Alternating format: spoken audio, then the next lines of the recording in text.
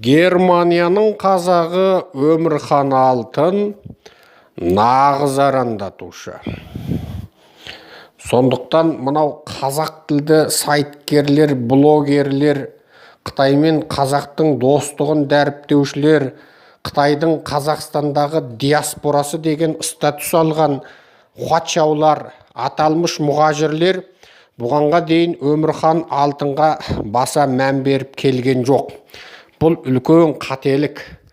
Жаңағы аталмыш хуачаулардың, яғни Қытайдың Қазақстандағы диаспорасы деп статус алған, Қытайға барған кезде тұтас Қытайдың диаспора комитеті, Қытайдың партия орталық комитетінің политбюросына тіке жауапты, шетелдегі Қытай диаспораларын басқаратын аталмыш комитет құрақ ұшып күтіп, жатып жастық иіліп төсек болып күтіп алатын сол Қазақстандағы Қытай диаспорасының өкілдері бұғанға дейін Өмірхан Алтынды елеген жоқ, ескерген жоқ, мән берген жоқ. Бұл үлкен қателік. Өмірхан Алтын нағыз шпион. Қытай мен қазақтың достығын бүлдіруші, екелдің ортасына сынақ ағушы. Ол Астанада өткен дүниежүзі қазақтарының 5-ші құрылтайында Қытайдағы қазақтардың мәселесін елбасының алдында, бүкіл ақпарат құралдарының алдында ең алғаш көтеріп тастаған қылмыскер, оны сол кезердің өзінде Жетіқабат жердің астына тығып, көкке ұшса сирағынан, жерге кірсе шашынан жұлып алып, паспортына қара таңба басып, сонау Германиясына қарай қуып жіберу керек еді. Біздің хуачаулардың, Қытай мен қазақтың достығын дәріптейтін Қытай диаспораларының үлкен қателігі, олар сол жиналыста осы батыл қадамға бара алған жоқ. Тіпті бұғанға дейін әлеуметтік желіде олар атажұрт еріктілеріне ғана шүйлігіп, атажұрт еріктілерін достықты бүлдіруші, Қытайдың шпионы, Американың шпионы, ананың шпионы, мынаның шпионы деп оларға сан мәрте шпиондық атақтар бергеніменен Өмірхан Алтынды ұмыт қалдырды. Міне бұл жаңағы хуачаулардың үлкен қателігі. Әлеуметтік желідегі неше түрлі фейк аттармен бүркеніп, Қытай компартиясының рухы бойынша төңкерістік рухты жалғастырып, 24 сағат әлеуметтік желіде отырып, атажұрт еріктілерінің арандату қарекеттеріне батыл соққы беретін, сол екелдің достығын дәріптейтін азаматтар не үшін Өмірхан Алтынды елеусіз қалдырды? Анығында атажұрт еріктілерінің сапында жүріп, анау Германияда тұрып атажұрт еріктілерін қолдап, анау құрбан айтты, анау Германияда тұрып атажұрт еріктілеріне құрбандыққа шалатын малдың ақшасын алып кеп, күйеулері Қытайда қамалып отырған, жыл 12 ай ет түгіл қызыл көрмеген, еттің не екенін ұмытып кеткен сол тірі жесір келіншектерменен әкелері Қытайда қамалып отырған тірі жетімдерге ет таратқаннан-ақ Өмірхан Алтынның нағыз арандатушы екенін білуге болады. Болмаса анау Германиясында рахаттанып, немістің сырасын ішіп жүре бермей ма? Қазақстанға келіп, ондағы жаңағы Қытайдан қорлық көрген әйелдердің мәселесін көтеріп жүргені несі? Сондықтан мынау Қазақстандағы Қытай диаспорасының өкілдері нағыз жауларыңды танып алыңдар. Ол Өмірхан Алтын. Өмірхан Алтын міне кеше 15-ші қазанда, 14-ші қазанда Женевада өткен Біріккен Ұлттар ұйымының кісілік құқық туралы, адамдық құқық туралы жиналысында Қытайдағы қазақ мәселесін тағы бір мәрте көтерді. Ойбай, бұл не сұмдық? Қытай компартиясына қарсы жұмыс жасаған Өмірхан Алтынның мына қылығын кешіруге бола ма? Асыл бөлейін десең, дамбалбау табылмайтын сұмдық қой мынау деген. Сондықтан мына әлеуметтік желіде мынау Қытайдың қылмысын ашып жүрген, Қытайға қарсы жұмыс жасап жүрген, Қытайда күйеулері қамалған тірі жесір, Қазақстандағы тірі жесірлер мен Қытайда әкелері қамалып отырған тірі жетімдерді қайта-қайта конференция өткізіп, Алматыға шақырып, қайта-қайта оларға көмір таратып, ұн таратып, ет таратып жүрген мынау атажұрт еріктілері деп аталатын аталмыш арандатушы ұйыммен ғана күресе бермей, сол осы аталмыш ұйымның Германиядағы өкілі атаманы перде артында тұрған жаңағы нағыз арандатушысы Өмірхан Алтынды қағыс қалдыруға болмайды. Сондықтан атажұрт еріктілеріне берген ат-атақтарыңыздың бір бөлігін, қызметті ең үлкен бөлігін Өмірхан Алтынға да беріңіздер. Нағыз арандатушы Өмірхан, нағыз достықты бүлдіруші де Өмірхан. Сондықтан мына Өмірханға бұғанға дейін ешқандай бір шпиондық мәртебе берілмей қалыпты. Достықты бүлдіруші, арандатушы, өтірік ақпарат таратушы деген ешқандай атақ мәртебе берілмей, жаңағы қуатсаулар тарапынан ешқандай елеусіз қалдырылған Өмірхан Алтынды біз халық алдында түсіндіре алмай отырмыз. Сондықтан мынау әлеуметтік желіде Берік Қалыбаев, Серік Қалыбаев, тағы бірдеңе Айкерім, тағы бір санағысы жоқ, тіпті жүздеп саналатын фейк аккаунттармен шығып, атажұрт еріктілеріне қарсы неше түрлі сұмдық жазбалар жазып жатқан азаматтар, сіздердің еңбектеріңіз елеулі. Сіздерді Қытай Компартиясы мәңгі ұмытпайды. Сіздер өлсеңіздер Пекиндегі Қытайдың жаңағы төңкеріс құрбандарының үлкен коммунистерінің қасына жерленесіздер. Сіздер ақыретте сол Қытайдың коммунистерімен бірге тірілесіздер. Сіздердің еңбектеріңіз елеулі, бірақ мынау сіздер үлкен бір қызметте қателік өткізіп жатсыздар. Мына Өмірхан Алтынды мүлде ұмытып кеттіңдер. Жоқ әлде ол Германияның азаматы, оған жаңағы берген атақтарымыз еленбей қалады, оған шамамыз жетпейді деп, мына Қазақстанда жүрген, қолында тек Қазақстан паспорты бар атажұрт еріктілеріне шүйліге бермей, Қыдырәлі Оразұлына, Серікжан Біләшұлына ана атақты, мына атақты үйіп төге бергендеріңше, бір уақыт мынау Германияның азаматы болған Өмірханды да елеңдер. Оғанда бір-екі мемлекеттің шпион атағын, бір-екі мемлекеттің тыңшы атағын, тағы бірдеңе деген атақтарды беріп, елеп, ескеріп, әсіресе оның мына халықаралық ұйымда Қытай Компартиясына қарсы және Қытай Компартиясының істеп жатқан істерін әшкерлеген қылығына қарсы тиісті атақ абыройын беріп, оны да бір мемлекеттің, Американың ба, Германияның ба бір елдің тыңшысы қылып шығарыңыздар.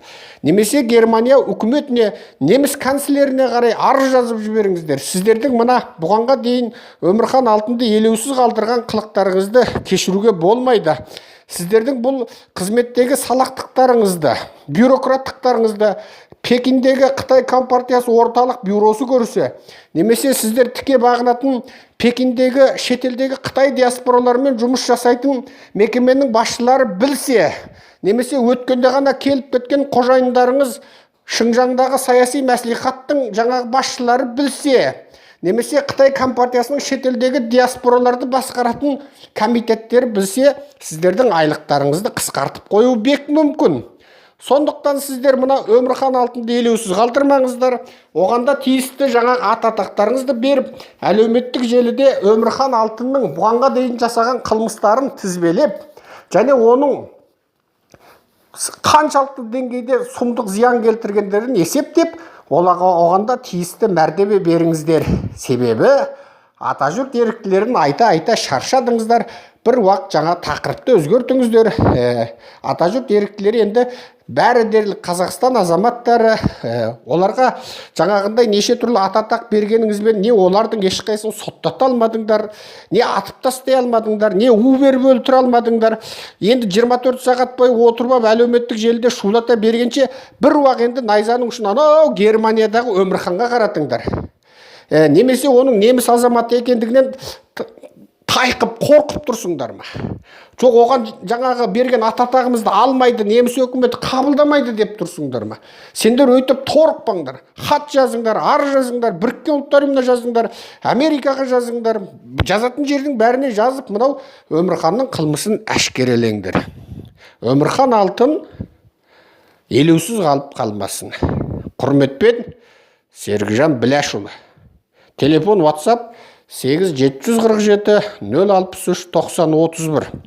Айтпақшы, әлеуметтік желіде атажұрт еріктілері өткізген барлық жиналыстарды терістейтін.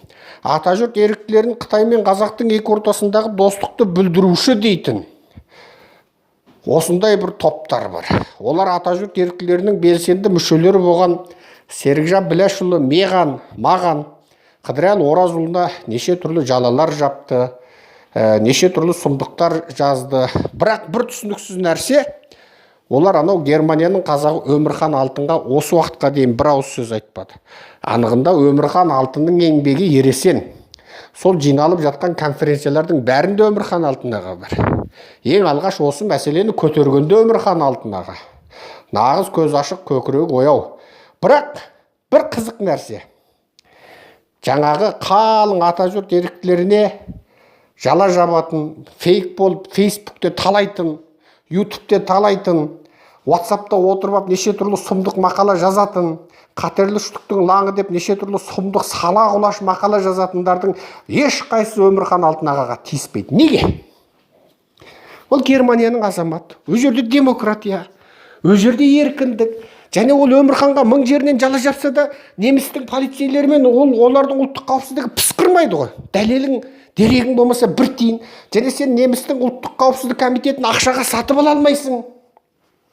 Сосын олар қойш соны дейді де, жаңағы өздерінің шамамыз жетеді, атсақ осыны атармыз, шапсақ осыны шабармыз, қаматсақ осыны қаматалармыз деп бейшара сол Қыдырәлі мен Серікжанға шүйлік өтте жатады.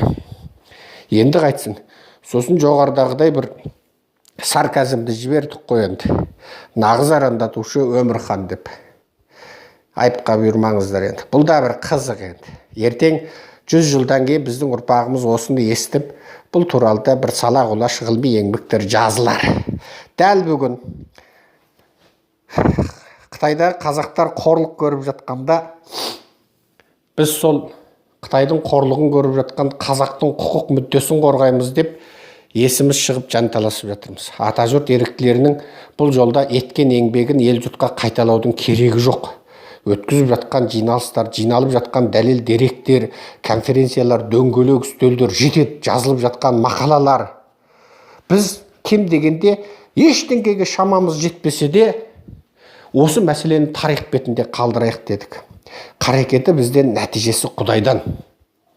Біз кем дегенде осы мәселені мемлекеттік деңгейде мемлекеттің құзырлы мекемелеріне жеткізейік дедік. Мемлекетіміздің құзырлы мекемелері тиісті тетіктерді, мүмкіндіктерді пайдаланып, Қытай жақпенен өзара бір келісімге келеме деп үміттендік.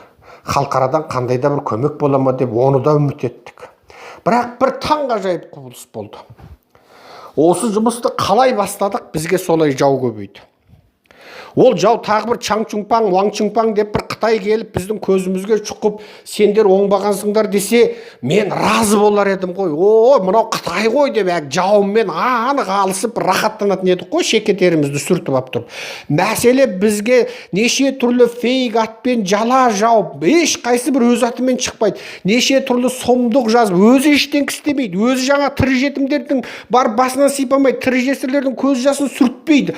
Өзі бірақ мына жақта отырып ақыл айта береді, бізді жамандай береді, өсектей береді. Осы уақытқа дейін мен бір өзім 20 мемлекеттің шпионы болып шықтым. Осы уақытқа дейін менің жаңағы бір діни сектаның көсем болмаған секта қалмай қалды. Айту енді бәрібір бір мұсылман исламның ішінде жүр. Мен христианның сектасы, буддизмнің секталарының жаңағы көсемі атаман деген атақты енді болашақта бере жатар. Бірақ қазірге дейін айту қандай бір секта қауіпті болса, мен соның атаманы болып солардан куәлік алып шықтым. Ең қысқасы менің қанша тауығым барына дейін есептеп жазып шықты жарықтықтар. Өзім білмейтін байлықтарым бар екен. Енді осы жабылған жаланың барлығын көріп отырып, мен жаңа ғана бір ойыма сарт етіп бір ой келді де, осы Өмірхан ағаның еңбегі бізден зор. Ол тіпті біз мына Қазақстанда, Алматыда ғана мыңқ етіп әшейін бір ұсақ түйек мәселе көтеріп жүрсек, ол кісі анау Еуропадан мәселе көтерді. Біріккен ұлттар ұйымының деңгейінде көтерді. Ол кісінің еңбегінің жанында біздікі деген жай бір жаңағы батпақта, құмда ойнап жүрген баланың қылығы ол деген. Сонда айтам да, неғып бізге жау көп, Өмірхан Алтын ағаға неге ешкім бір ауыз мәу демейді? Неге ол кісі жаңа Қытайдың мен қазақтың достығын бүлдіруші, неге ол кісі Қытайдың шпионы, неге арандатушы болмайды, неге Американың шпионы деген атақ алмайды, неге ол кісі бір жаңағы уахабист па, тағы бірдеңеист па, соның сектаның жаңағы атаманы деген атақ алмайды, әшейін ешкім тиіспейді. Жоқ, ондай адам жоқ сияқты. Жаңағы аталмыш жала қор, пәле қордың бәрі Өмірхан Алтын ағаны көрмейді, естімейді, білмейді. О туралы дым айтпайды да, жатып кеп осы Алматыдағы ата жұрттың еріктілеріне кеп чүйліге дау кеп. Құдай сақтасын. Сосын енді ол жарықтықтарда енді жайдан жай жұмыс істеп жатқан жоқ қой. Мысалы маған біреумен 24 сағат фейсбукте соғыс десе кет жар дейтін едім. Оған нервім де уақытым да жүкем де шыдамайды, жетпейді. Бірақ енді қандай адам 24 сағат бойы 2 жыл бойы бір тақырыбын қайта айта беріп жамандай береді. Мысалы сен біреумен 2 жыл соғысшы фейсбукте, 2 жыл бір ұқсас сөзіңді қайталап 10 рет бір мақаланы, бір өзекті мақаланы неше түрлі қылып 10 рет жазшы. Ол деген сөз арнайы айлық алып сонымен шұғылданған, соны қызмет қылған адамның ғана тірлігі.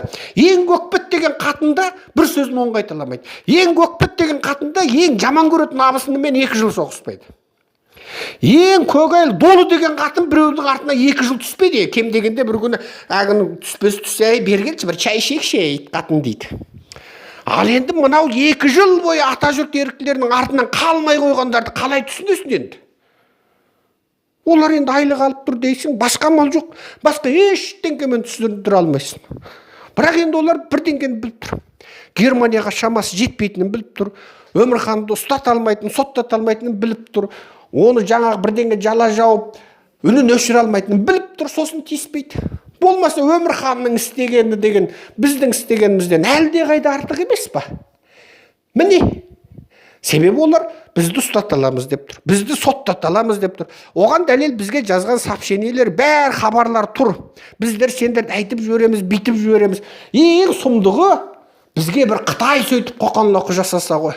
Қытай бізбен алысса ғой.